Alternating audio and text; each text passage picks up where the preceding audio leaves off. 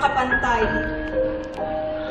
Mawala man siya, sa puso't isipan ay hinding-hindi mawawala. Kahit ilang beses pang madapa ang anak, andyan si nanay,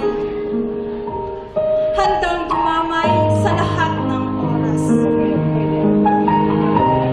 Ikaw, anak, kaya mo bang suklian ang lahat ng mga ginagawa ng iyong anak?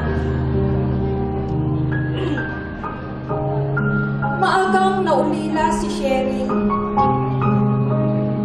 Kung kaya't ang kanyang ama ay muling nakapag-asawa.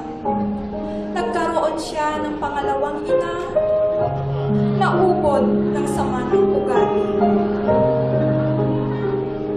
Itinuon ni Cheryl ang kanyang pag-aaral, kung kaya't lahat ng kanyang oras ay ibinibigay